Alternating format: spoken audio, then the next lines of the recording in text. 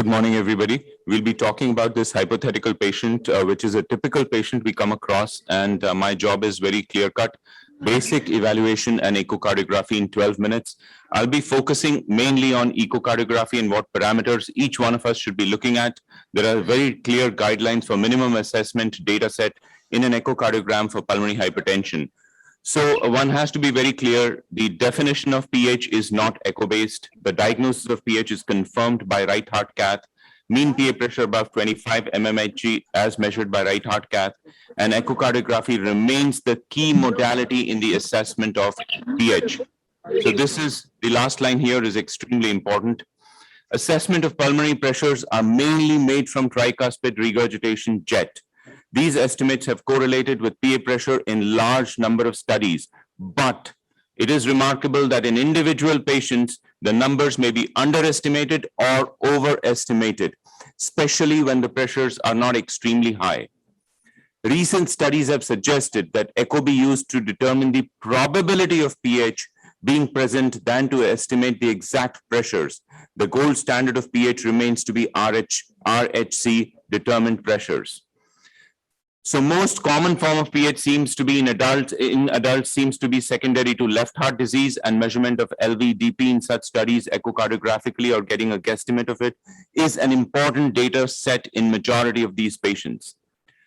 When screening patients with suspected pH, echocardiography can only grade the probability of pH. It cannot always provide a definitive diagnosis. Again, I emphasize especially when the pressures are not extremely high, as in the index patient. And when assessing the probability of pH, the measurement of tricuspid regurgitation velocity should be used with other echocardiographic markers of pH. The rest of the talk is based on the guidelines by the British Society of Echocardiography published in 2018. And I have reviewed the American guidelines. These guidelines seem to be very, very clear and very sharp as far as echocardiography and the data set points are to be concerned and referred to. So we measure the TR velocity. On the right side, you see if it's more than 3.4 meters per second, there's a high probability of pH. If it's between 2.8 and 3.4, you need two other echo categories, which I will mention in the subsequent slides. If those two are present, then yes, high probability, or no, then it is an intermediate probability. But if the measurement is less than 2.8 meters per second, then we would say it is a low probability unless there are other echocardiographic markers.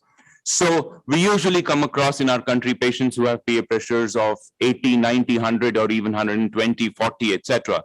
But the real challenge remains in patients who have pressures in the lower range, and one has to categorize and decide what to do next and whether to take up for a cath or not and confirm.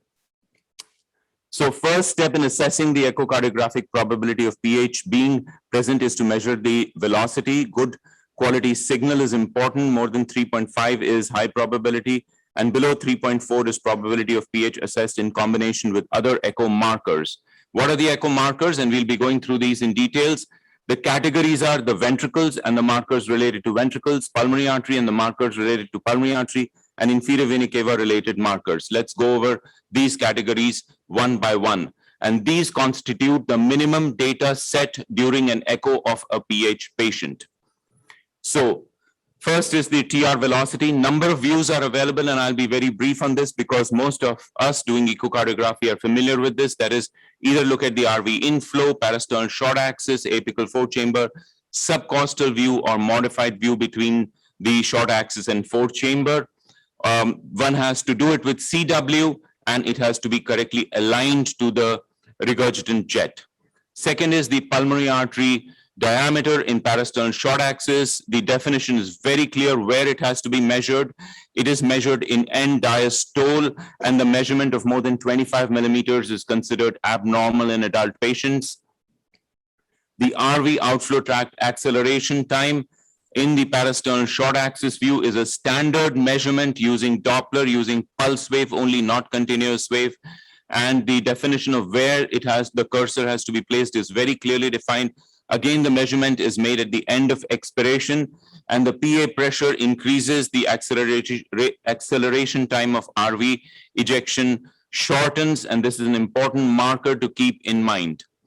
Early diastolic PR velocity in the short axis or parasternal RV outflow view. So the parasternal RV outflow view is quite clear to most of us. This is now measured in continuous wave. The CW Doppler measurement through the pulmonary valve in line with the regurgitant jet has to be measured. Early or beginning of diastole, the PR velocity is to be measured, and this may have additional value when the TR velocity cannot be used or relied upon, and an early PR velocity more than 2.2 meters per second is considered a marker of raised mean PA pressure. This is important.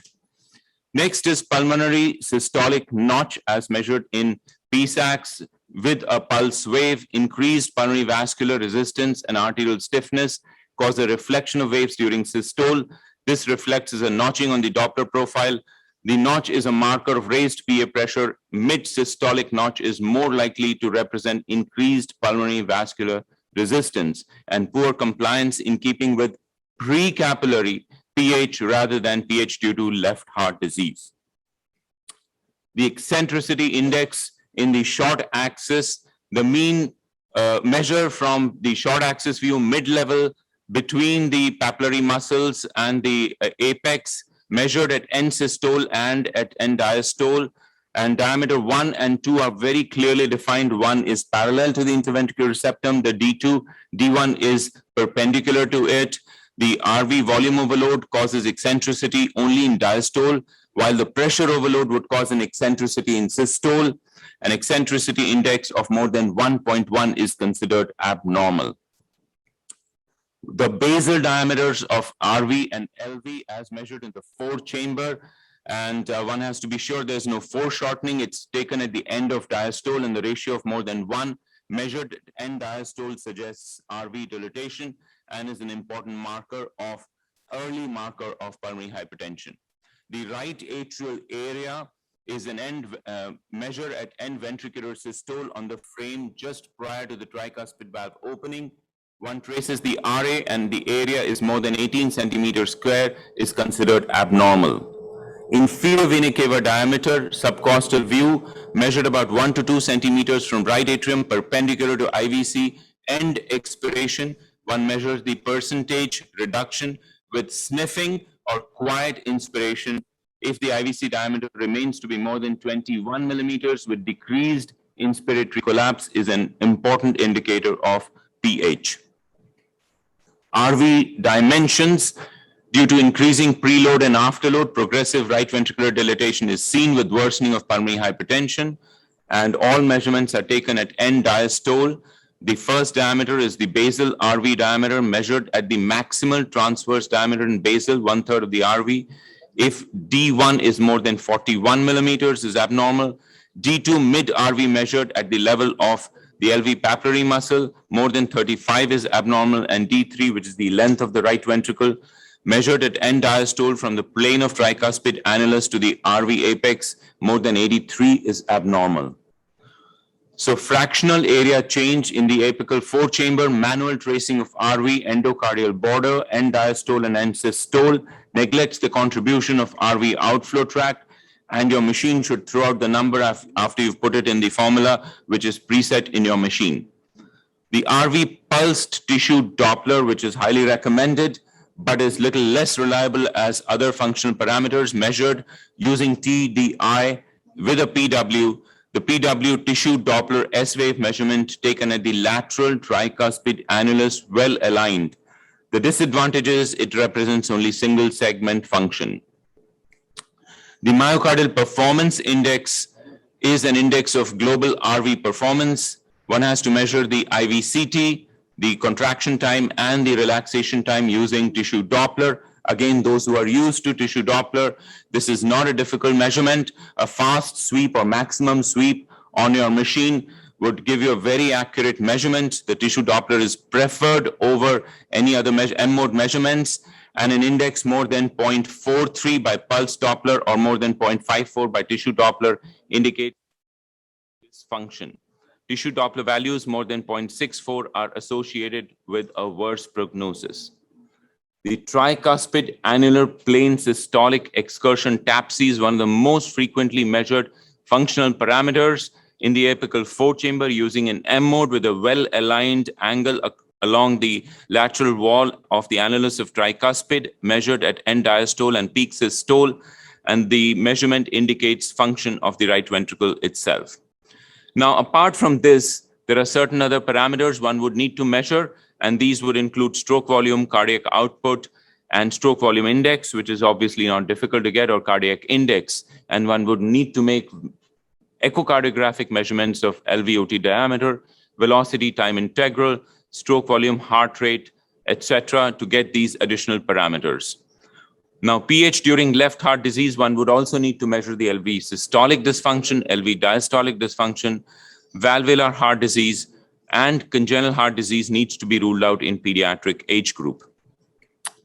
It is important to be aware that pulmonary hypertension secondary to left heart disease is the only one associated with pulmonary artery capillary wedge pressure increase, though some patients with multifactorial mechanisms may also have that. And this is why reflection into parameters which are independent of this measurement on echocardiography are important. The supportive measurements such as pulmonary artery acceleration time, mid-systolic notching, PSIs must be taken in the context of possible underlying cause, as these may be more likely in cases of pre-capillary pulmonary hypertension. In pediatrics, the most common cause in pediatric age group is secondary to untreated, and ruling out subtle but treatable causes like supramitral membrane, pulmonary vein stenosis, etc., are extremely uncommon. Thank you very much for your attention. Thank you very much, Vikas.